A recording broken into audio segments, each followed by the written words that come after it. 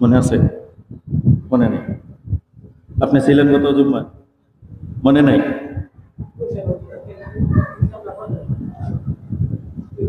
কিন্তু গত সপ্তাহে কার বিষয়ে কথা বলছিলাম মনে নেই? কার? ঈসা আলাইহিস সালাম না? আচ্ছা, জি। এই এক সপ্তাহে ভুলে গেলে চলবে? আল্লাহ। ঈসা আলাইহিস সালাম সম্পর্কে আমরা কথা বলেছিলাম। আল্লাহর এই নবীর জন্ম বৃত্তান্ত আমরা বর্ণনা করেছিলাম। আজকে ঈসা আলাইহিস সালামের কয়েকটি মুজিজা নিয়ে আমরা কথা বলবো ইনশাআল্লাহ, যদি আল্লাহ আমাকে তৌফিক দান করেন। মুজিজা শব্দের অর্থ হচ্ছে অবাক করা বিষয়, আশ্চর্যের বিষয়। আর মুজিজা হচ্ছে সমকালীন সময়ে সমস্ত বাতিল শক্তিকে নস্যাৎ করে দিতে পারে, ধূলিসাৎ করে দিতে পারে যেই শক্তি, যেই কার্যক্রম, যে পদ্ধতি, সেটাই হচ্ছে মুজিজা। নবী হওয়ার জন্য বিশেষ তিনটা ক্রাইটেরিয়া পূরণ করতে হয়। তিনটা শর্ত, বিশেষ তিনটা শর্ত প্রযোজ্য না হলে নবী হওয়া যায় না। এর মধ্যে মুজিজা হচ্ছে একটা। তিনটা গুরুত্বপূর্ণ যেই পদ্ধতি, যেই জিনিস, গুণ অর্জন করতে হয়, এর মধ্যে একটা হচ্ছে হসনে খুলুক, উত্তম চরিত্রের অধিকারী হতে হবে। যারা নবী হবে তাদের চরিত্রের মধ্যে কোনো দাগ আছে? আল্লাহু আকবার। হসনে খুলুক, সুন্দর উত্তম চরিত্রের অধিকারী হতে হবে। 2 নাম্বার, ওহী আসতে হবে। ওহী ছাড়া এই পৃথিবীতে কোনো নবী হবে না। ওহী ছাড়া কোনো নবী হবে না। 3 নাম্বার হচ্ছে মুজিজা লাগবে। কারণ মুজিজা, আল্লাহর এই নিদর্শন যদি না দেখাতে পারে, তাহলে তো আপনি বাতিলকে বোঝাতে পারবেন না যে আপনি আল্লাহর পক্ষ থেকে সত্য নবী, আপনি আল্লাহর পক্ষ থেকে প্রেরিত রাসূল, আপনি আল্লাহর পক্ষ থেকে এই ক্ষমতাগুলো নিয়ে এসেছেন, আল্লাহ আপনাকে এই ক্ষমতা দিয়েছেন। এই মুজিজা যদি না দেখাতে পারে, তাহলে তো আপনি সত্য নবী হিসেবে তাদের সাথে কুলাই উঠতে পারবেন। প্রত্যেক নবীকে আল্লাহ মুজিজা দিয়েছেন। মুসা আলাইহিস সালামকে মুজিজা দিয়েছিলেন অনেক মুজিজা দিয়েছিলেন। এর মধ্যে সর্বোত্তম যে মুজিজাটা ছিল, সেটা ছিল মুসা আলাইহিস সালামের লাঠি। কি? সুবহানাল্লাহ বলবেন। একটা লাঠি আল্লাহ রাব্বুল আলামিন মুসা আলাইহিস সালামকে দিয়েছিলেন। মুসা আলাইহিস সালামকে বললেন, ক্বালা হিয়া আসাই, মুসা তোমার ডান হাতে কি? আতাওয়াক্কাউ আলাইহা ওয়া আহুশু বিহা আলা গানামি ওয়া লিয়া ফিহা মাআরিব উখরা ক্বালা আলকিহা ইয়া মুসা ফাআলকাহা ফাইযা হিয়া হাইয়াতুন তাসআ। আল্লাহ শুধু জিজ্ঞেস করছেন, মুসা তোমার হাতে কি?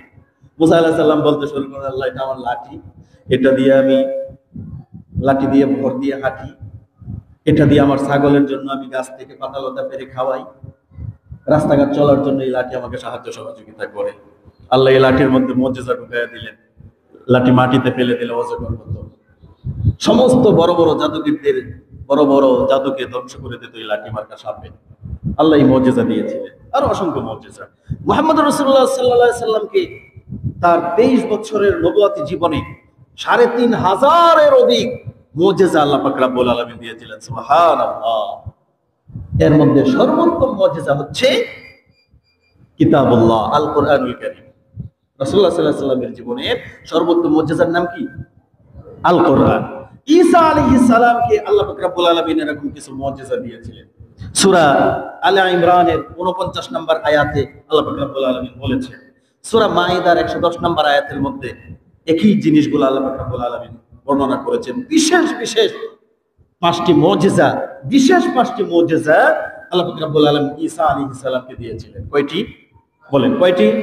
5টি মুজিজা আল্লাহ পাক রব্বুল আলামিন দিয়ে। মনে রাখবেন কিন্তু আল্লাহ পাক রব্বুল আলামিন দেখেন নবীদেরকে কি ক্ষমতা দিয়েছিলেন। ওয়া রাসূলান ইলা বানি ইসরাঈল, আল্লাহ রাসূল সাল্লাল্লাহু আলাইহি সাল্লাম বলছে, ওয়া রাসূলান ইলা বানি ইসরাঈল, আমি বনি ইসরাঈলদের জন্য রাসূল হিসেবে প্রেরিত হয়েছি।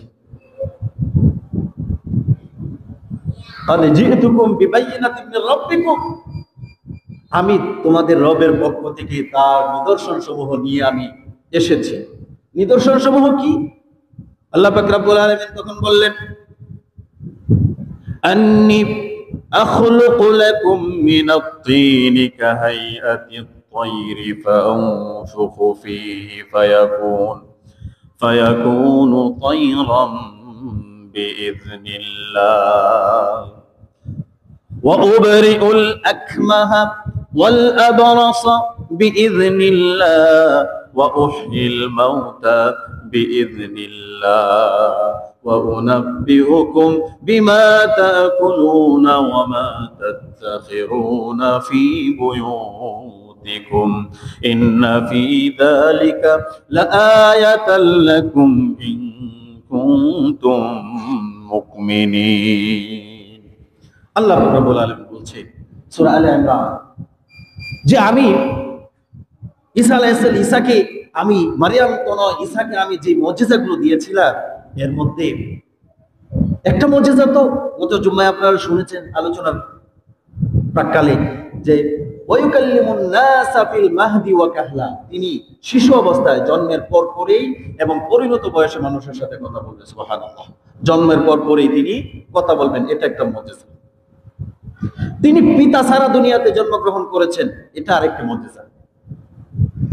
আর আল্লাহ পাক রব্বুল আলামিন এখানে বললেন যে আমি যে মুজিজাগুলো দিয়েছি সেটা হচ্ছে কি, দুনিয়া থেকে কথা বলবে, কালা ইন্নী আবদুল্লাহ, আমি আল্লাহর নবী, আমি আল্লাহর রাসূল। আল্লাহ প্রথমে বলেছেন ওয়ায়ুকাল্লিমুন নাস ফিল মাহদি ওয়া কাহলা ওয়া মিনাস সালিহিন, সে দুনিয়া থেকেও কথা বলবে, পরিণত বয়সেও মানুষের সাথে কথা বলবে, মিনাস সালিহিন, এবং সে হবে সালিহিনদের অন্তর্ভুক্ত, নেককারদের অন্তর্ভুক্ত। মুজিজা।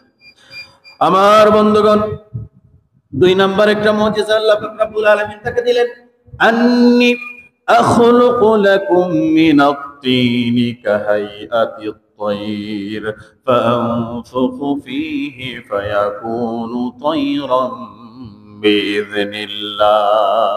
আল্লাহ পাক রব্বুল আলামিন বলছেন, ঈসা আলাইহিস সালাম বলছেন আল্লাহর পক্ষ থেকে, আমি তোমাদেরকে আমার নিদর্শনগুলো দেখাবো। সেই নিদর্শনাবলীর মধ্য থেকে আমি মাটি দিয়ে একটি পাখি বানাবো, মাটি দিয়ে আমি একটি পাখির আকৃতি বানাবো। কি বানাবে? একটা পাখির অবয়ব দেবে মাটি দিয়ে। পুতুল বিভিন্ন অবয়ব বাচ্চারা খেলাধুলা করে না মাটি দিয়ে, কিন্তু এগুলোর মধ্যে প্রাণ সঞ্চার করতে পারে না। প্রাণ দিতে পারে?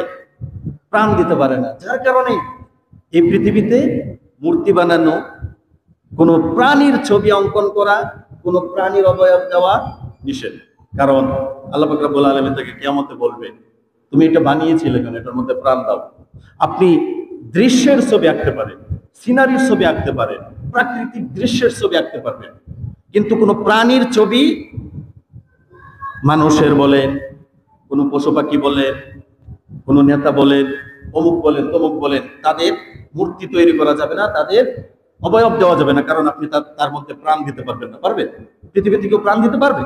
পারবে না। যার কারণে আল্লাহর নবী ঈসা আলাইহিস সালাম মাটি দিয়ে পাখি বানিয়ে জীবিত করে ফেলতেন। মাটি দিয়ে একটা পাখির আকৃতি দিতেন, পাখি বানাতেন।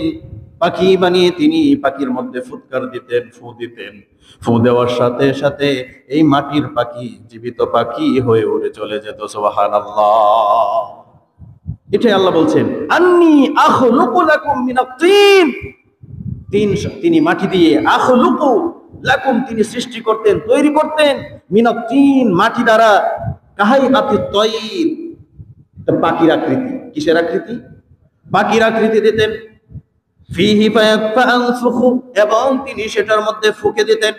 ফীহি ফায়াকুনু তায়রান বিইذনিল্লাহ, তিনি যখন এটার মধ্যে ফু দিতেন, বিইذনিল্লাহ, আল্লাহর হুকুমে, এই পাখি তখন প্রকৃতপক্ষে বাস্তবিক পাখিতে রূপান্তরিত হয়ে যেত।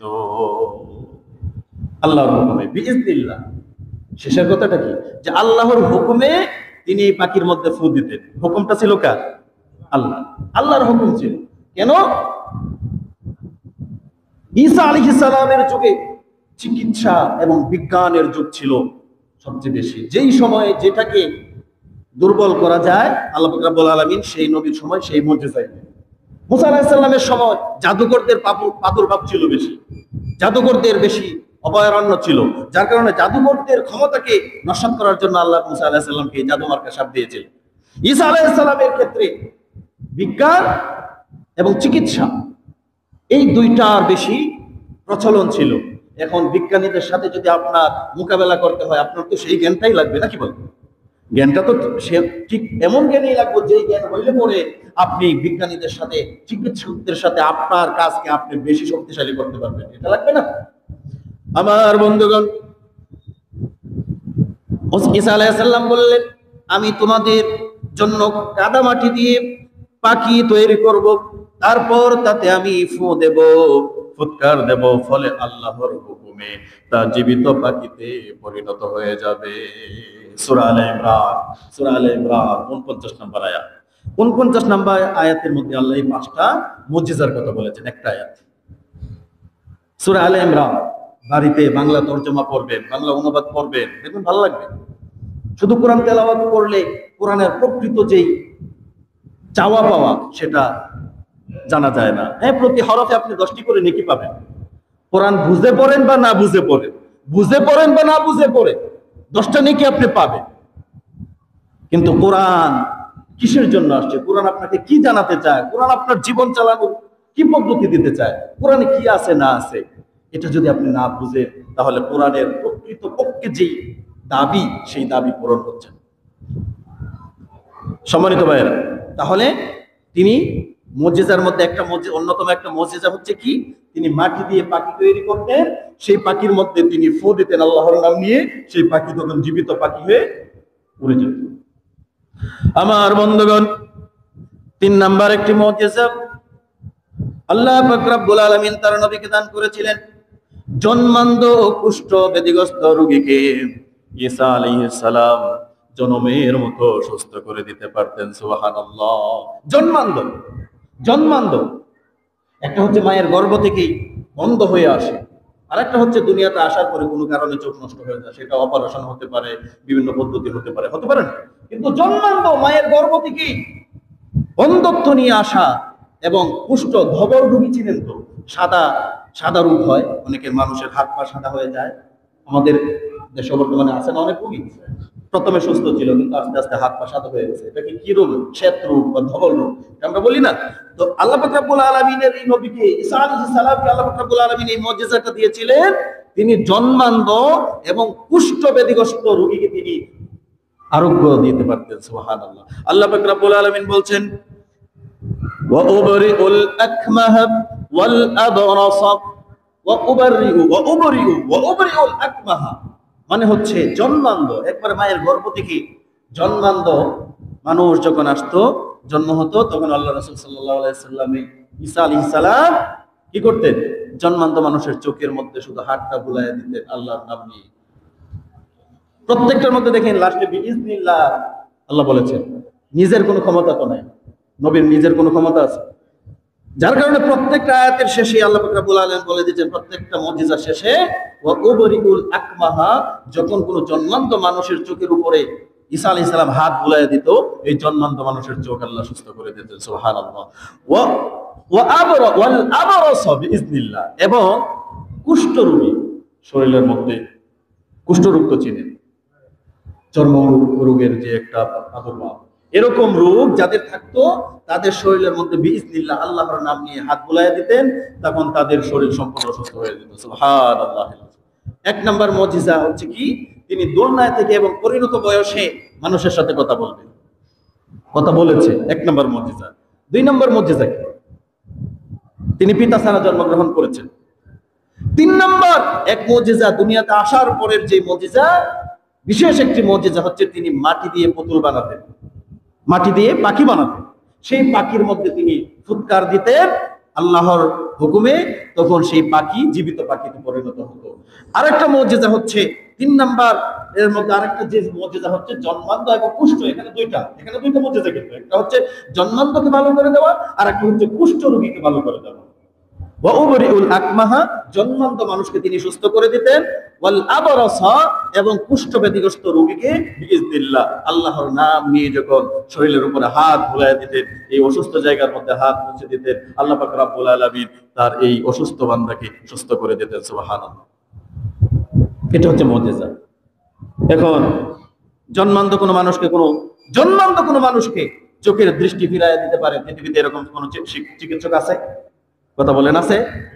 পৃথিবীতে কোন চিকিৎসক আছে জন্মান্ধ মায়ের গর্ভ থেকে, মায়ের রেহেম থেকে চোখের দৃষ্টিহীন অবস্থায় ফিরে এসেছে, দুনিয়াতে আগমন করেছে, তার চোখের দৃষ্টি দেবে? পৃথিবীতে এরকম কোন বিজ্ঞানী, এরকম কোন চিকিৎসক নেই। কিন্তু আল্লাহ পাক রব্বুল আলামিন তার নবীকে যোগ্যতা দিয়ে দিলেন, এই মুজিজা দিয়ে দিলেন, যাতে করে সমকালীন সময়ের চিকিৎসা বিজ্ঞান এবং আধুনিক সায়েন্স বিজ্ঞান যেটা, সেই বিজ্ঞানের উপর যেন আল্লাহর নবীকে প্রাধান্য দিতে পারেন, তার জন্য আল্লাহ পাক রব্বুল আলামিন তার নবীকে এই মুজিজা দান করেছে। মুজিজা খুব গুরুত্বপূর্ণ। মুজিজার যে পাওয়ার কি, মুজিজার পাওয়ার কি? রাসূলুল্লাহ সাল্লাল্লাহু আলাইহি ওয়াসাল্লাম পৃথিবী থেকে গত হয়েছেন প্রায় ১৫০০ বছর। রাসূলের উপরে কোরআন নাজিল হয়েছে তার মৃত্যুর আরো আগে। কিন্তু আদৌ পর্যন্ত এই কোরআনের একটা হরফ, একটা জের জবর নুক্তার পরিবর্তন কেউ করতে পেরেছে? এটা কিসের জন্য? এই মুজিজা, কোরআনের মুজিজা। এটা হচ্ছে কোরআনের মুজিজা, কোরআনের মাহাত্ম্য, কোরআনের সম্মোহনী শক্তি। এটা আল্লাহ পাক রব্বুল আলামিন অবিকল যেভাবে নাজিল করেছেন ইলা ইয়াউমিল কিয়ামা, কিয়ামত পর্যন্ত এটার মধ্যে একটু পরিমাণ রদ বদল করার ক্ষমতা আল্লাহ পাক রব্বুল আলামিন পৃথিবীর কাউকে দেন। মুজিজা, মুজিজা।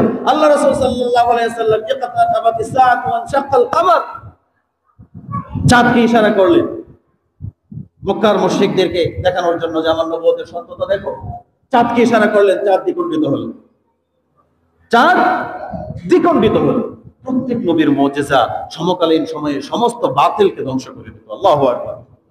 সমস্ত বাতিলকে, সমস্ত শক্তিধরকে একবারে নতজান করে দিত, একবারে নতজান করে। যখন অন্যান্য চিকিৎসকদের সামনে, বিজ্ঞানীদের সামনে ঈসা আলাইহিস সালাম যখন জন্মান্ধ মানুষকে সুস্থ করে দিতেন, কুষ্ঠ মানুষের শরীরে হাত বুলাইয়া দিলে সাথে সাথে সুস্থ হয়ে যেত, তখন তারা বলতো আসলে ঈসা আল্লাহর নবী। কিন্তু কেউ কেউ আবার বলতো এটা জাদু, কেউ কেউ বলতো এটা কি জাদু। আমাদের নবীকেও জাদুকর বলেছে, গণক বলেছে, ঈসা আলাইহিস সালামকেও জাদুকর বলেছে। এটা হচ্ছে বাতিলদের একটা অস্ত্র, জাদুকর বলা, গণক বলা। আমার সম্মানিত বন্ধুগণ, তাহলে মানুষের হতাশাগ্রস্ত যতগুলো রোগ আছে, সব রোগই মানুষের জন্য হতাশা। কিন্তু চোখের দৃষ্টি না থাকা, যার চোখের দৃষ্টি নাই, এই পৃথিবীর সৌন্দর্য সে অবলম্বন করতে পারে না, সে বুঝেই চোখের পাওয়ারের, চোখের দৃষ্টির যে কি মূল্য। যার শরীরের মধ্যে চর্মরোগ বাসা বেঁধেছে, রাত্র হলে যখন সে ঘুমাতে পারে না, সে বুঝে এটার যে কি যন্ত্রণা। প্রত্যেকটা রোগী হতাশাগ্রস্ত। এই হতাশাগ্রস্ত রোগগুলোর মধ্যে অন্যতম রোগ হচ্ছে জন্মান্ধতা, অন্ধত্ব এবং হচ্ছে কুষ্ঠরোগ। সেই কুষ্ঠরোগগুলা ঈসা আলাইহিস সালাম মানুষকে সুস্থ করে দিতেন আল্লাহর হুকুমে। আমার বন্ধুগণ, আরেকটি মুজিজা হচ্ছে মৃত মানুষকে জীবিত করে দেওয়া। এই পৃথিবীতে আছে কি কোনো শক্তিধর? এই পৃথিবীতে আছে যা আপনার আমার বাপ দাদা কবরস্থ আছে, 10 বছর, 20 বছর, 1 দিন, 3 দিন, 100 বছর, 150 বছর, 200 বছর আগে মৃত্যুবরণ করেছে। এরকম কোন মানুষকে জীবিত করবে, কবর থেকে জীবিত উঠাবে, পৃথিবীতে আল্লাহ এবং আল্লাহর নবীদের মুজিজা ছাড়া এই পৃথিবীর কোন শক্তিধর কি আছে যে মৃতকে জীবিত করবে? কিন্তু আল্লাহ পাক রব্বুল আলামিন তার নবী ঈসা আলাইহিস সালামকে অনেক মর্যাদাপূর্ণ একটা মুজিজা দিয়েছিলেন, যে মুজিজা হচ্ছে তিনি মৃত মানুষকে জীবিত করে দিতেন। সুবহানাল্লাহ। মৃত মানুষকে তিনি জীবিত করতেন, মৃত মানুষকে জীবিত করতেন। মানুষ মরে গেছে, পুরাতন হোক নতুন হোক, মৃত্যুবরণ করেছে, তাদেরকে দেখানোর জন্য আল্লাহর হুকুমে তিনি কথা বলেছেন, কোরআন বলেছে। আল্লাহ পাক রব্বুল আলামিন বলছেন ওয়া উহয়িল মাউতা বিইযনিল্লাহ, ওয়া উহয়িল মাউতা বিইযনিল্লাহ। তিনি আল্লাহর হুকুমে, আল্লাহর নির্দেশে তিনি মৃতকে জীবিত করতে পারতেন। সুবহানাল্লাহিল আযীম, সুবহানাল্লাহ। ঈসা আলাইহিস সালামের মুজিজা, জন্মের পরেই কথা বলতে পেরেছেন, মাটি দিয়ে পাখি বানিয়ে পাখিতে ফুঁক দিলেই জীবিত হয়েছে, পাখি উড়তে পেরেছে। এরপরে হচ্ছে জন্মান্ধ এবং জন্মান্ধ মানুষকে চোখের দৃষ্টি দিতে পেরেছে, কুষ্ঠ ব্যাধিগ্রস্ত রোগীকে কুষ্ঠ রোগ থেকে মুক্তি দিতে পেরেছে, এবং হচ্ছে মৃত মানুষকে জীবিত করেছে, মৃত মানুষকে জীবিত করেছে। এই যে এরকম নিদর্শনগুলো যখন দেখায়, এরকম নিদর্শনগুলো দেখানোর পরে তারা বলতো এটা তো জাদু, এটা জাদু। কিন্তু নবীরা কোনো জাদুর আশ্রয় নেয় না, কারণ জাদু জাদু কি হারাম, জাদু কি হারাম, জাদু জায়েজ নাই, যার কারণে নবীরা কখনো কোনো জাদুর আশ্রয় নেয় না। সিহর, যে জাদু, এই জাদু বর্তমানেও হারাম। এখন বলতে পারে যে আমাদের এখন মূর্তি বানানো যায় না, কোনো প্রাণীর ছবি অঙ্কন করা যায় না, মাটি দিয়ে বলে, গালাই দিয়ে বলে, কোনো মানুষের আকৃতি দেওয়া যায় না, অবরোধ দেওয়া যায় না, তাহলে আল্লাহর নবী কিভাবে দিয়েছে? ঈসা আলাইহিস সালামের শরীয়তে তখন এগুলা জায়েজ ছিল। কি ছিল? জায়েজ ছিল, যার কারণে এই মাটি দিয়ে পাখি বানিয়েছে। কিন্তু আপনার আমার শরীয়তে এগুলা কি জায়েজ নাকি নিষিদ্ধ? কথা বলেন, জায়েজ নাকি নিষিদ্ধ? নিষিদ্ধ। আমাদের শরীয়তে মুহাম্মদ রাসূলুল্লাহ সাল্লাল্লাহু আলাইহি সাল্লাম, আমাদের ইসলামের শরীয়তে এই সমস্ত কার্যকলাপ নিষিদ্ধ। জাদু, কোন ছবি অঙ্কন করা, প্রাকৃতিক দৃশ্য অঙ্কন করতে পারবেন, কোনো সমস্যা নেই। সৌন্দর্য অবলোকনের জন্য আপনি প্রাকৃতিক দৃশ্য করতে পারেন, কিন্তু বিভিন্ন প্রাণীর ছবি এগুলা নিষিদ্ধ করা হয়েছে। তাহলে ওনার যে আরেকটা ঈসা আলাইহিস সালামের আরেকটা যে মুজিজা, সেটা হচ্ছে কি ওয়া উহিল মাউতা, তিনি মৃতকে জীবিত করতে পারতেন বিইذনিল্লাহ, কার হুকুমে? সমস্ত কাজের মূল হুকুমদাতা কি? আল্লাহ পাক রব্বুল আলামিন। কিন্তু তার নবীকে তিনি এই মুজিজা দিয়ে সমকালীন সময়ে সমস্ত বাতিল শক্তির উপরে এই মুজিজা দিয়ে নবীদেরকে আল্লাহ পাক রব্বুল আলামিন শ্রেষ্ঠত্ব দিয়েছেন। সুবহানাল্লাহিল আযীম। আমার বন্ধুগণ, তাহলে মুজিজা মুজিজা হচ্ছে একটা শক্তি, আল্লাহর পক্ষ থেকে একটা শক্তি। তাহলে আরেকটা বিশেষ মুজিজা দেখি, আপনি এখন বাড়ি থেকে কি খেয়ে এসেছেন? আমি এখানে বসে জানি, কথা বলেন, জানি বাড়িতে কি খেয়ে এসেছেন, কি জমা করে রেখে এসেছেন, আপনি স্যার আর কেউ জানে। কিন্তু আমার বন্ধুগণ, আল্লাহ পাক রব্বুল আলামিন তার নবীকে এমন বিশেষ একটি গুরুত্বপূর্ণ মর্যাদা দিয়েছিলেন, তিনি মানুষের ঘরের ভিতরে, বনী ইসরাইলের ঘরের ভিতরে কি খেয়ে এসেছে, তিনি কি খেয়ে বের হয়েছে এবং ঘরে কি জমা করে রেখেছে, সব কিছু আল্লাহর নবী ঈসা আলাইহিস সালাম মানুষকে হুবহু বলে দিতে পারতে, হুবহু বলে দিতেন। আল্লাহ পাক রব্বুল আলামিন কোরআনুল কারীমে বলছেন, ওয়া উনাব্বিউকুম বিমা তাকুলুনা ওয়া মা তাদাখিরুনা ফি বুয়ুতিকুম ইন্না ফি যালিকা লাআয়াতাল লাকুম ইন কুনতুম মুমিনিন। আল্লাহ পাক রব্বুল আলামিন তার নবীকে এই শক্তি দিয়েছিলেন, তিনি মানুষদেরকে বলছেন, তোমরা যে খাবার খাও, ওয়া উনাব্বিউকুম বিমা তাকুলুন, তোমরা যে খাবার খাও, ওয়া উনাব্বিউকুম বিমা তাকুলুন ওয়া মা তাদাখিরুন, তোমরা যে কি খেয়ে এসেছো আমি বলে দিতে পারবো। তুমি এটা খেয়েছো, তুমি সেটা খেয়েছো, তুমি এটা খেয়েছো। ওয়া মা তাদাখিরুনা ফি বুয়ুতিকুম, এবং তোমার ঘরে তুমি কি সঞ্চয় করেছো, কি জমা করেছো, আমি সেটাও তোমাকে বলে দিই। সুবহানাল্লাহ, সুবহানাল্লাহ। এগুলো হচ্ছে মুজিজা, এগুলো হচ্ছে মুজিজা।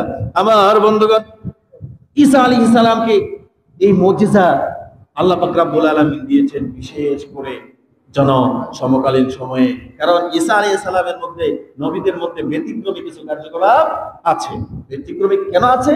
কারণ তিনি পিতা ছাড়া জন্মগ্রহণ করেছেন, এটা একটা বিশেষত্ব। তিনি জন্মের পর কথা বলেছেন। গত জুম্মায় আমরা বলেছিলাম যে পৃথিবীতে 3 জন শিশু জন্মের পরেই কথা বলেছে। কয়জন শিশু মনে আছে কারো? একজন হচ্ছে ঈসা আলাইহিস সালাম, আরেকজন কে? জি, হ্যাঁ, জুরাইজের সময়কার শিশু। আরেকজন কে? একজন মা, মায়ের সন্তান নিয়েছিল না, মায়ের জন্মের মায়ের কোলে একটা শিশু সন্তান ছিল, একেবারে নবজাতক, মা কোলে নিয়ে বসে আছে, মায়ের কাছ দিয়ে একজন সুদর্শন পুরুষ, খুব সুদর্শন স্মার্ট একজন মানুষ যাচ্ছে। মা তখন বলছিলেন, কি বলছিলেন? যে আল্লাহ তুমি আমার সন্তানরে এই পুরুষের মতো বানায়। তখন এই সন্তান কোলে থেকে আল্লাহ তার জবাব খুলে দিয়েছিল। সে বলেছিল, না আল্লাহ আমারও তুমি তার মতো বানায়, আমারও তুমি তার মতো বানায়ও না। পরক্ষণে আরেকজন উস্কো পুস্কো চেহারা, এলোমেলো চুল, দাসী প্রকৃতির দাস প্রকৃতির একজন মানুষ যাচ্ছে। তখন মা চাইলো যে আমার সন্তান যেন তার মতো না হয়। আল্লাহর কাছে দোয়া করলেন, আল্লাহ আপনি আমার সন্তানটারে এরকম দারিদ্র, এরকম উস্কো পুস্কোওয়ালা মানুষ বানায়েন না। সন্তানের জবান থেকে আল্লাহ বের করে দিলেন। সন্তান তখন বলেছেন, আল্লাহ আপনি আমাকে তার মতো বানাবেন। সুবহানাল্লাহ। কেন বলেছে? যে স্মার্ট লোকটাকে দেখতে পেয়েছিল, যে আধুনিক লোকটাকে দেখতে পেয়েছিল, যে সুদর্শন পুরুষটাকে দেখতে পেয়েছিল, সে ছিল জালেম, সে ছিল দুশ্চরিত্রের অধিকারী। যার কারণে এই শিশু সন্তান দুশ্চরিত্রের মতো হতে চান নাই, যার কারণে আল্লাহ তার জবান খুলে দিয়েছিলেন। আর যে দাস প্রকৃতির লোকটা ছিল, সেই লোকটার চরিত্র ছিল ভালো, সে জালেম ছিল না, সে ভালো মানুষ ছিল, আল্লাহর প্রতি বিশ্বাসী ছিল। যার কারণে সন্তান আল্লাহর কাছে বলেছিল, আল্লাহ আমার মা দোয়া তুমি কবুল করো না, তুমি আমাকে তার মতো বানাও। সুবহানাল্লাহ। এই তিনজন শিশু পৃথিবীতে কথা বলেছেন। আরেকজন শিশুর কথা আছে আরেকটা বর্ণনা, সেটা হচ্ছে ফেরাউনের যে দাসী ছিল তার সময়কার একজন শিশু, যখন দাসীকে আগুনে নিক্ষেপ করেছিল ফেরাউন, তখন এই শিশু সন্তান জবান খুলে বলেছিল, মা তুমি চিন্তা করো না, আমি জান্নাত দেখতে পাই। সুবহানাল্লাহ। যার কারণে মুজিজা ছাড়া নবী হওয়া সম্ভব নয়। মুজিজা ছাড়া নবী হওয়া সম্ভব নয়, মুজিজা লাগবেই লাগবে। তাহলে সর্বশেষ যে মুজিজাটা দিলেন, সেই মুজিজাটা কি? সেই মুজিজাটা ঈসা আলাইহিস সালামের মুজিজাটা হচ্ছে তিনি মানুষের ঘর থেকে কি খাবার খেয়ে এসেছে সেটা তিনি বুঝতে পারতেন, এবং ঘরে কি জমা করে রেখেছে সেটাও তিনি বুঝতে পারতেন। ইন্না ফি যালিকা লাআয়াতাল লাকুম ইন কুনতুম মুমিনিন। যদি তোমরা এগুলা বুঝতে চাও, যদি তোমরা মুমিন হও, তাহলে তোমাদের জন্য এগুলা নিদর্শন।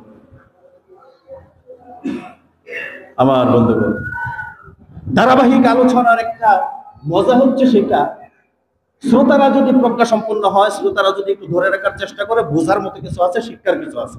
কিন্তু শুধু আসলাম আর গেলাম, এই মন মানসিকতা যদি থাকে, বছরে 52 দুগুণে যদি আপনি এই এত 108টা না 4টা 104টাও যদি জুম্মা প্রতিদিন পড়েন, লাভ নাই যদি মানসিকতা না থাকে। কারণ এই জুম্মাটা হচ্ছে একটা ক্লাস। কি ক্লাস? টিচার যখন ক্লাস নেয়, ছাত্ররা কি শুধু বসেই থাকে নাকি মনোযোগ শিক্ষকের দিকে থাকে? শিক্ষকের দিকে মনোযোগ থাকতে হবে, তাহলে এই শিক্ষকের ক্লাস সে বুঝবে এবং এই ছাত্র কি করবে? পরীক্ষায় ভালো ফলাফল করতে পারবে। শিক্ষকের প্রশ্নের জবাব হ্যাঁ না দিতে হবে। জুম্মাটা হচ্ছে সাপ্তাহিক একটা ক্লাস। জুম্মাটা হচ্ছে সাপ্তাহিক একটা ক্লাস। কারণ একাছে বসে আমি চেষ্টা করি বানোয়ার কিচ্ছা কাহিনী বলে সময় নষ্ট না করার। আমি চাই কোরআন এবং সুন্নাহ থেকে যতদিন আপনাদের কাছে সুযোগ আছে আমি আপনাদেরকে বলে যাও। কিন্তু আপনাদের যদি মনোযোগ না থাকে, আমি কষ্ট পাই, আমি মর্মাহত হই।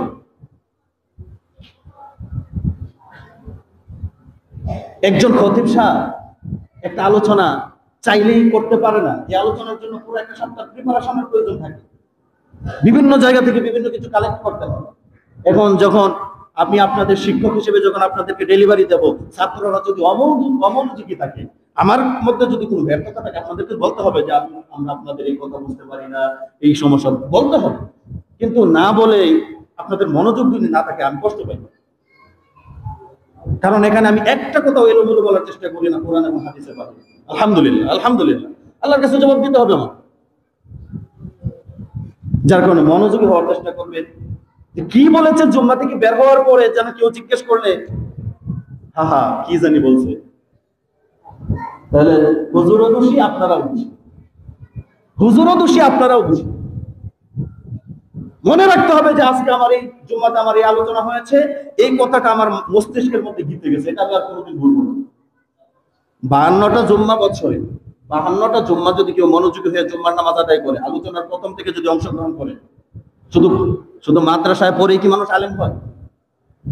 শুধু মাদ্রাসায় পড়লে আলেম হয়? আপনি মনোযোগী হন, আপনিও আলেম হতে পারেন, কিন্তু মনোযোগী হতে হবে, কথা বোঝার চেষ্টা করতে হবে যে কি বলতেছে। যার কারণে আমাদের আপনাদের প্রতি আজকে আবার নতুন করে আরেকটা আহ্বান জানালাম, আপনারা মনোযোগী হয়ে যতক্ষণ এই ক্লাস চলে, এই ক্লাস মনোযোগী হয়ে এই ক্লাসে অংশগ্রহণ করবেন এবং শ্রবণ করবেন এবং শিক্ষার উদ্দেশ্যে শ্রবণ করবেন। আল্লাহ বলেছেন তোমাদের অন্তরে কি তালা পড়ছে না? তালাটা খুলো। শুধু চর্মকান নয়, অন্তরের কান, চর্মকান, এই দুই কানে যখন শুনবে তখন তুমি উপকৃত হবে। দুই কানে শুনতে হবে। শুধু চর্মকান দিয়ে যদি শোনেন তাহলে এদিক দিয়ে ঢুকবে, এদিক দিয়ে বের হয়ে যাবে। আপনার এই তলব অন্তর লাগাতে হবে, অন্তর লাগাই আলোচনা শুনতে হবে। 20 মিনিট আর 25 মিনিট আলোচনা, এই 20 মিনিট 25 মিনিট সময় আমরা মনোযোগ দিতে পারি। এবং আসি কখন?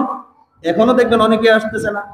আপনি যখন খুতবা পাঠ করবেন তখনও আসবে, যখন একামত দিবে মুয়াজ্জিন তখনও আসবে, ইমাম সাহেব যখন এক রাকাত পড়ে ফেলে তখনও জুম্মায় মানুষ আসে। যার কারণে আসেন আমরা একটু পরিবর্তন করি, চলেন আমরা একটু পরিবর্তন করি। অন্তত জুম্মার দিনটা আমরা একটু প্রস্তুতি নিয়ে কিছু শিক্ষার মন মানসিকতা নিয়ে যেন আমরা জুম্মায় অংশগ্রহণ করতে পারি, যে আমি শিখবো। আর আমি চেষ্টা করি এখানে বসে শিক্ষার মতো কিছু বলার জন্যই চেষ্টা করি। আপনারা এখন যদি এখান থেকে উপকৃত না হন, আমি কিন্তু দায়ী। সম্মানিত মুসলিম কেরাম, তাহলে আজকে আমাদের আলোচ্য বিষয় ছিল কি? আমরা গত জুম্মায় ঈসা আলাইহিস সালাম সম্পর্কে কথা বলেছি, আজকে মুজিজা সম্পর্কে কথা বলেছি। আল্লাহ যদি হায়াতে বাঁচায় হয়তো ওনাকে নিয়ে কথা বলবো, অথবা অন্য কোনো আলোচনার ভিতরে ওনার একটা বিশেষ অংশ থাকবে। ওনাকে যে হত্যা করার ষড়যন্ত্র, উনি কি আসলে হত্যা হয়েছিলেন নাকি এখন জীবিত অবস্থায় আল্লাহর কাছে আছেন, আমরা এই বিষয়ে কথা বলবো ইনশাআল্লাহ। আগামী জুম্মা ঈসা আলাইহিস সালামের, সরাসরি ঈসা আলাইহিস সালামের একটা টপিক থাকতে পারে, অথবা অন্য আলোচনার মধ্যেও এটা থাকতে পারে। কি বিশেষত্ব হচ্ছে কি? ঈসা আলাইহিস সালামের ওনাকে হত্যা করতে চেয়েছিল, ওনাকে কি হত্যা করতে পেরেছিল, নাকি উনি আল্লাহর কাছে আছে এবং উনি কখন আসবেন, এসে কি করবেন, আমরা এই বিষয়ে কথা বলবো ইনশাআল্লাহ। আজকে কথা বলেছি ঈসা আলাইহিস সালামের মুজিজা। জন্মান্ত মানুষকে তিনি চোখের আলো ফিরিয়ে দিতে পারতেন, কুষ্ঠ রোগীকে তিনি ভালো করতে পারতেন, মানুষের ঘর থেকে কি খাবার নিয়ে এসেছে, ঘরে কি রেখে এসেছে তিনি বলতে পারতেন, মৃত মানুষকে তিনি জীবিত করতে পারতেন, মাটি দিয়ে তিনি পাখি বানিয়ে সেই পাখির মধ্যে ফু দিলে পাখিটা জীবিত হয়ে যেত, ঠিক না? এই মুজিজাগুলো আমরা আলোচনা করেছি। আল্লাহ